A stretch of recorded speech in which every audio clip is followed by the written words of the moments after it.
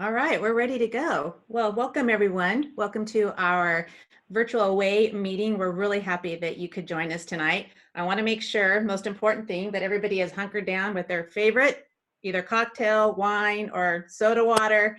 We want to make this fun and interactive.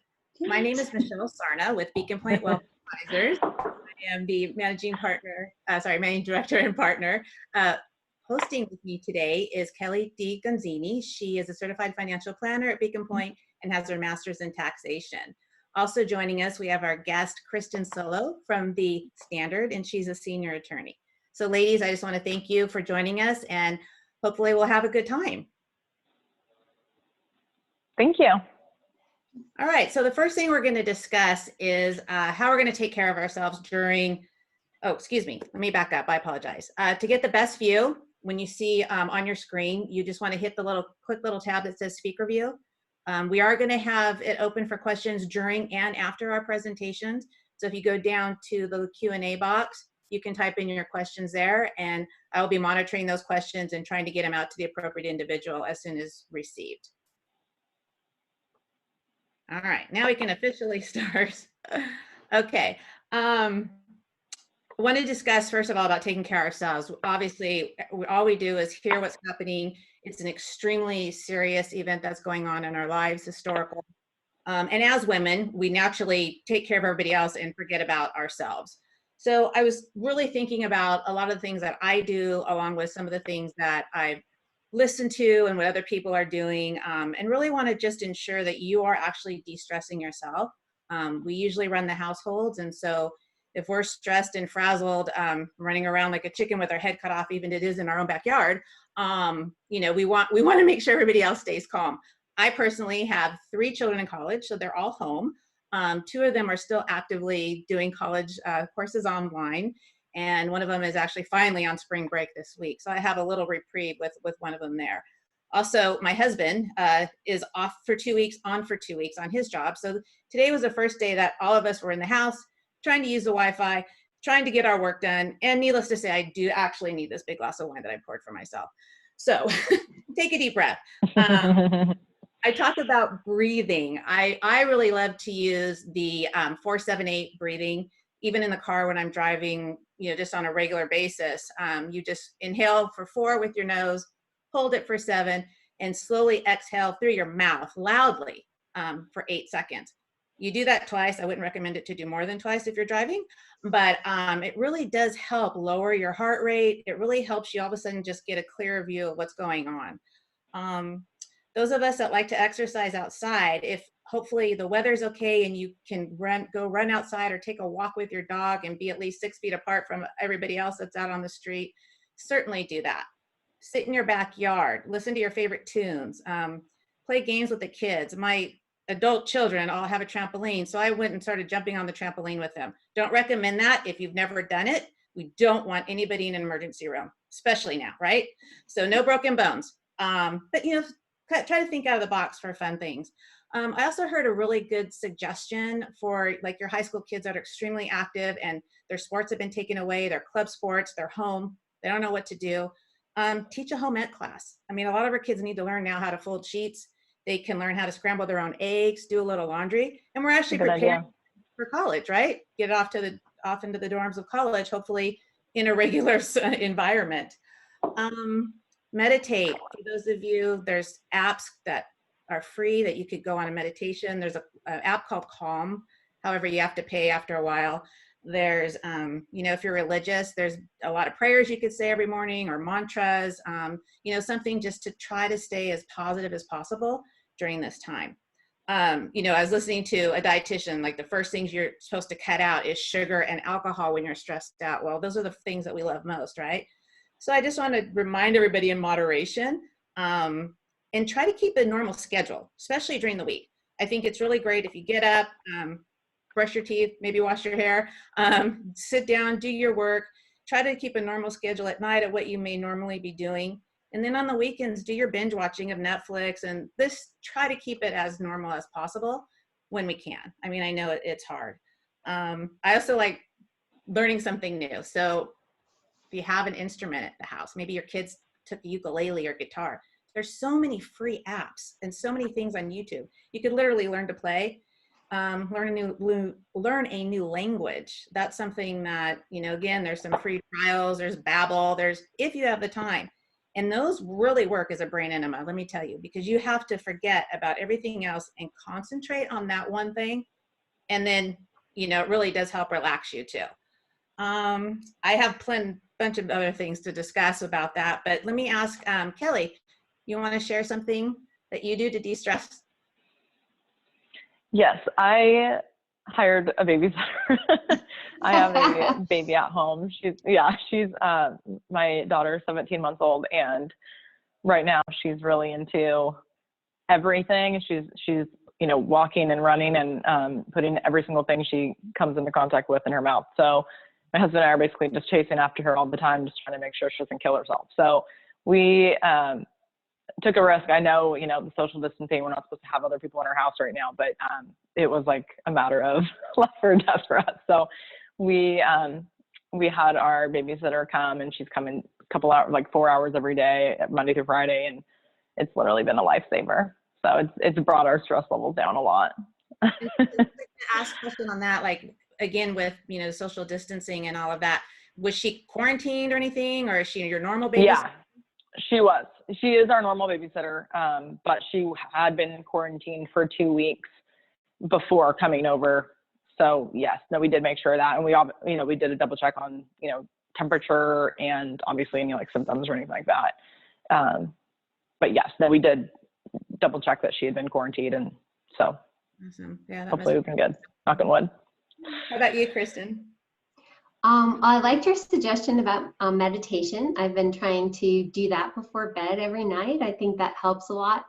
Our CEO, he's been giving us updates, and he gave some helpful tips this morning for being at home, and he encouraged us to take frequent breaks from your work. I know that when you're in the house all day. Things have been really, really busy. We've been putting in long hours.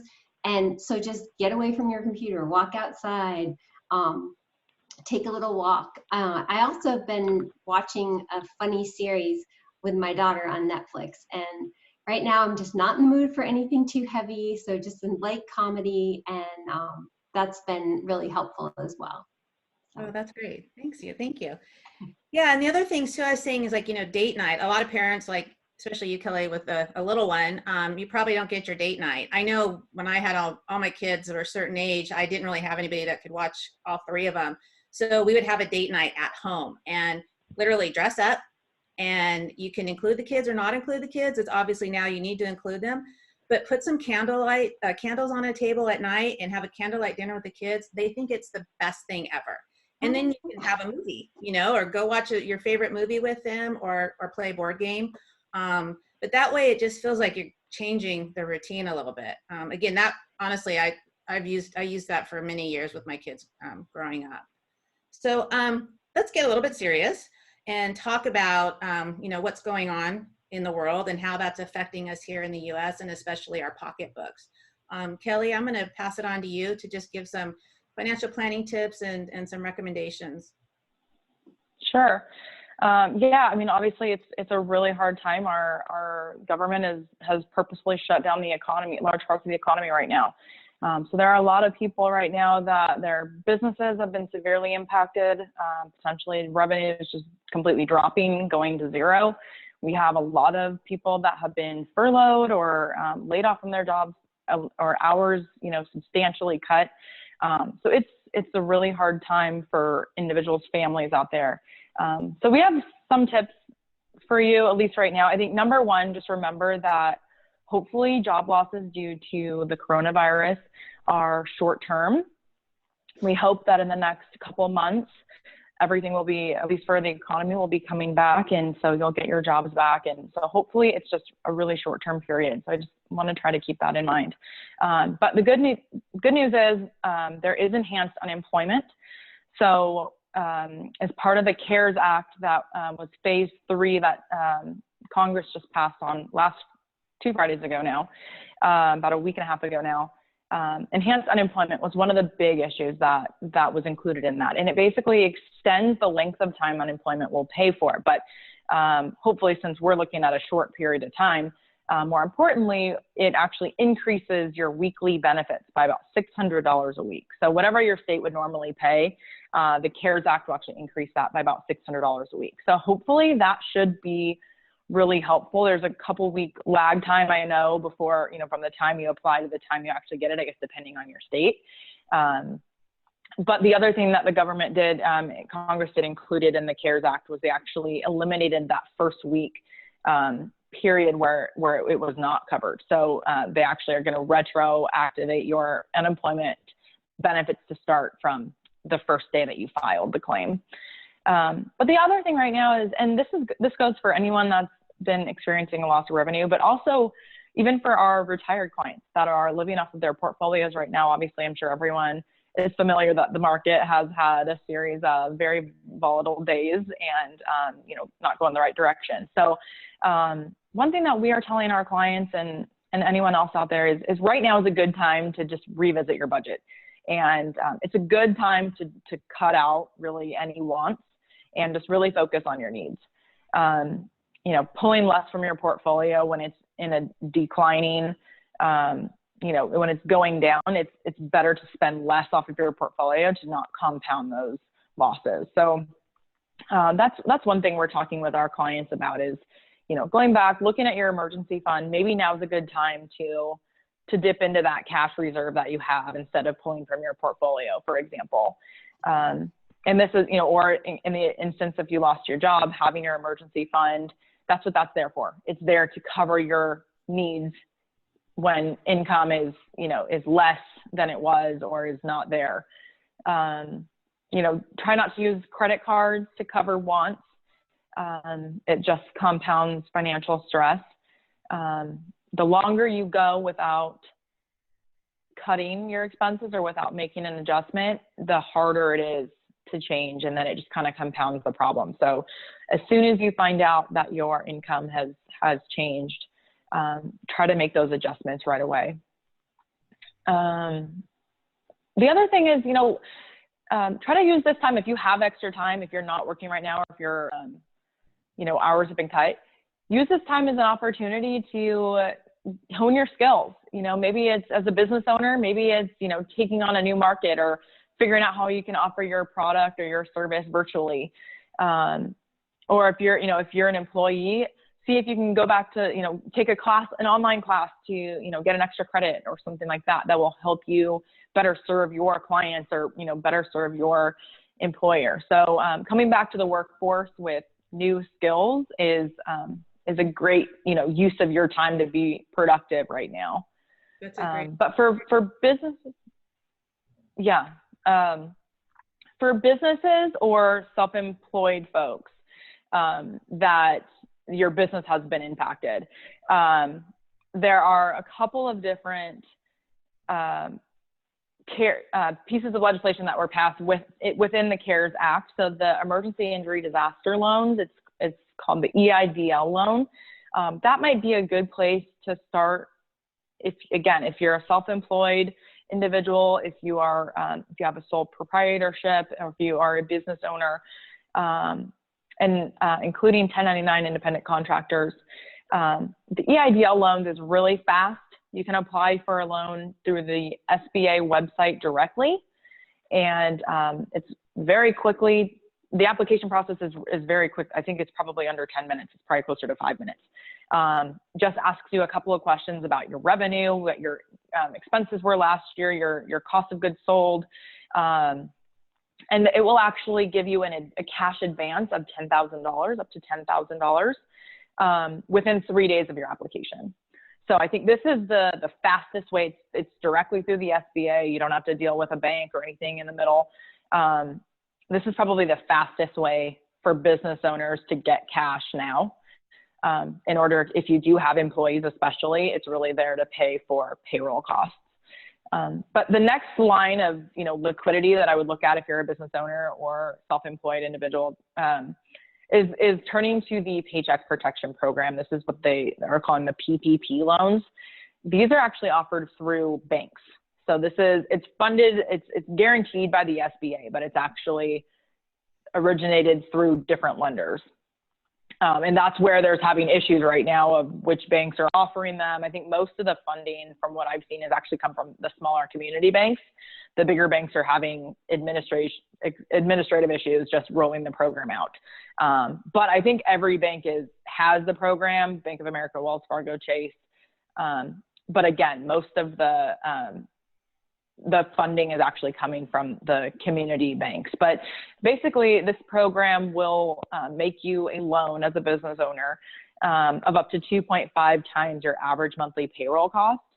And it's a forgivable loan. I think that's the big thing there, the key there that makes it really special, because if you're a small business owner and you have a couple of employees or maybe you have a restaurant or something where you have your rent, you have your employees, and you have no customers right now, it's obviously really difficult to keep those employees. And so the whole point was Congress wanted to keep employees employed at their employer so that when everything is ready to open up again, we can start right off the bat. So the loan is forgivable. A portion of it is available for non-payroll costs, but a very small portion of it.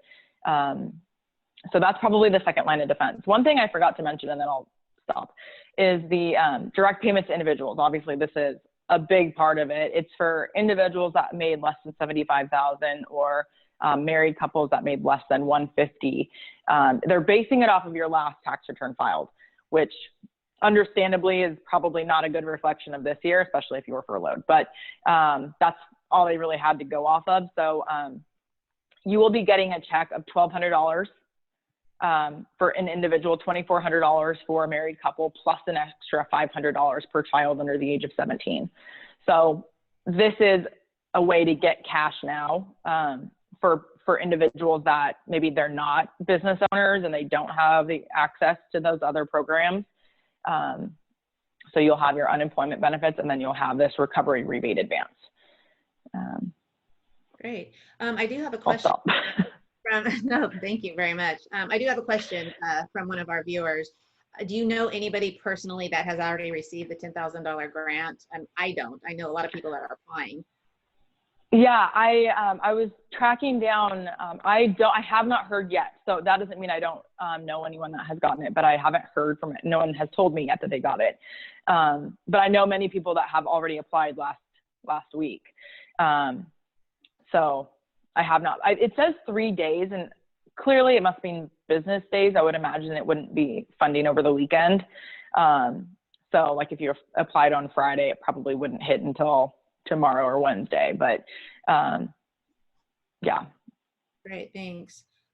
Kristen, I just wanted to ask you, based on your experience as an ERISA attorney, can you just tell us some of the ins and outs of the retirement world and how this CARES Act and all the other stimulus has changed what we can expect? Do we need to dip into our 401k? How will that work if we have to? That type of thing.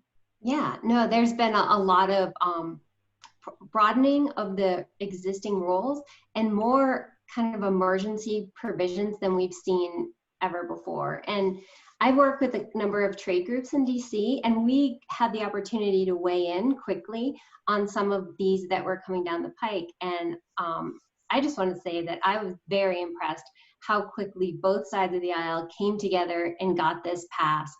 I talk with my colleagues sometimes. This is normally the breadth and depth of this legislation would normally take, 2, 3, 5 years to iron out and to get passed. And the fact that everybody came together so quickly, realizes, the dire situation and is working together for the good of all, it was just very, very heartening for me. So there were, these are broad sweeping changes, and for record keepers, there are going to be a lot of back-end processing, but everybody is jumping through hoops to make all of this happen for the people that need it. And so the first thing that is out there in the CARES Act is something that's different. It's called coronavirus distributions. And these are different. At first, everyone said, aren't those hardships? No, they're not hardships. It's a very specific distribution that can be up to $100,000 for people who are in need. You have to meet specific criteria. You have to have been diagnosed by with the virus yourself, and you actually have to have a proven test. Now, you don't have to take the test into your employer and show you, but there are self-certifications that you have to meet. So if you're diagnosed yourself, if a loved one is diagnosed, if a dependent is diagnosed, we can't just love them, they actually have to be a dependent. But, and also if you've been negatively financially impacted by this, you fall into the criteria where you can get these special distributions, and also the 10% early distribution penalty is also waived on that, which is also very unique. So that one provision, and I'll go through some of the others, the broadening loan provisions, but they're kind of on an opt-in basis where employers can either choose to add them to their plan or not. And the vast majorities of employers have added them to their plan documents, and you'll have to actually do a formal amendment by the end of 2022 to get these in there. So we're already seeing a lot of these. I've been surprised though, there are some employers that have not broadened these provisions. So let's see. And on top of the coronavirus distributions, there are also increased loan limits up to $100,000 or 100% of your account balance. And you also have an extended period of time to pay that back. So normally it would be a 5-year period, but now it essentially is extended to 6, and you have a 1-year grace period to even start those contributions. Again, these are for people who meet those qualifying requirements. We've been getting a lot of questions, oh, can anyone? No. Now, you have to self-certify, and then you have to meet the very specific requirements. So I think we're trying to prevent people from accessing these accounts unless they really need them. But it is a great option for people who are very, very strapped. And there are the other programs. If you're a business owner, there's a lot of other ways to find funds at this time. So, this would not be your first option, your first go-to, but it is it's a very helpful alternative for some people who really, really need it. The other retirement provision I should mention is the required minimum distributions, and that this year you don't have to take them. And this is because the market dropped so significantly that your distribution this year would be a much greater percentage maybe than it would have been in the past. And so they don't want to impact people negatively. So again, some very broad, sweeping rules that should offer a lot of relief. Hopefully your retirement plan, and I'm sure when you're working with your clients, this should not be their first to go to, but if they really are in difficult situations and, this is available. And, as we know that a large percentage of Americans don't have emergency funds. So if, they've exhausted all of these other programs that are available and they're still struggling, that these broadened provisions are available for them. And I know things are changing so rapidly. There's talks about a phase 4 and even a phase 5 rollout. Do you have any information on what you might see and what the difference would be with the first rollout of phase 4? I don't have I think Kelly had some insight into that. Right now, we're really looking for regulatory guidance because this act was passed so quickly that just like the banks who are having trouble processing things, we're processing things based on our best judgment. There's just a lot of open questions, but I think everybody's trying to get the money in the hands of people who need it as quick as possible. So we're really looking for more regulatory guidance from the IRS and the DOL to kind of give more insight. So. Kelly, you wanna talk about that? Yeah, I can just touch on that. I mean, I don't know much about the phase 4. What I did hear was that they were thinking of using phase 4 for infrastructure, rebuilding infrastructure. But I do know that, so Secretary Steve Mnuchin was talking about the phase 3, the CARES Act. And he said that they designed it around they thought it would provide enough liquidity to last about 10 weeks. So if this continues beyond that, where everything needs to be shut down beyond that, then they would need to go back and ask for additional funding. But I think they really hoped that this package that already passed would cover for about 10 weeks. So hopefully, don't know how much more they would ask for, but we don't know how long this is going to last. Hopefully not long. Exactly. Yeah, and I heard the same thing, especially with the phase 4, with just getting clarity. They're pushing out so much data and information and ways for people to get money that we have to take a step back and ask for clarification, especially with the retirement plans. There was a question that says, do you have to stop your RMD now, or can you redeposit it back to your IRA at year end? Either one of you want to take that? I can take that. Yeah, I mean, I know that we are looking at being able to take that money back in. There is a deadline on when you have to get it back in. Yeah, it's a 60-day rollover. Yeah.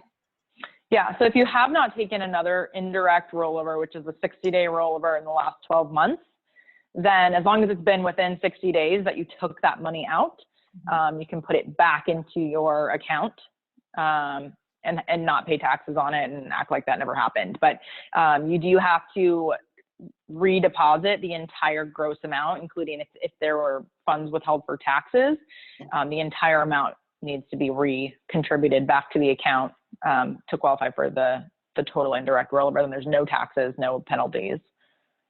Great. There's another question on which act was the act that eliminated the RMD for 2020? Was it the CARES or? It was CARES. Yeah, and it was probably. Right? I think it's not so much the act itself, it's the phases that are rolling out. Okay, we can open it up. Michelle, I just had. Go ahead. Oh yeah, go ahead. No, I was going to open it up to more questions. We have a few minutes left. Did you want to say something else, Kelly? Well, I just wanted to leave. I had just had 2 key takeaways for the audience, but I don't know if we want to end it now or if there's more questions coming in, you can interrupt. But one thing the first thing is just patience and discipline are the 2 qualities that we look for, and are the 2 ingredients for successful long-term investing. And I think that really blends well into just our overall life right now. Be patient with yourselves, with your families, but also hopefully this whole process will end quickly and we'll get back to where we were. And the second key takeaway is that I want to leave everyone with is after any major life change, whether it be loss of a job, death, divorce, don't make any major financial moves for at least 6 to 12 months until after. So come up with a short-term plan, let it sink in, and then reevaluate a couple months down the road and see where you're at, see how everything is shaking out. So don't rush into anything. Look at your budget, do some minor changes on the short term, and then circle back. Those are great takeaways. Kristen, did you want to give us a takeaway or 2? Just like Kelly was saying as well, just be patient and kind with everybody. I mean, I've been impressed that watching our country come together and sort of look at what's important and value your family and your time. I was talking to my colleague the other day who has a 1-year-old, and it's difficult, right? Because we're at home and we have our kids and everything. It was like a game board. They got thrown up in the air, and all everything feels not comfortable and not the same right now. Many things, but just kind of value some of those differences.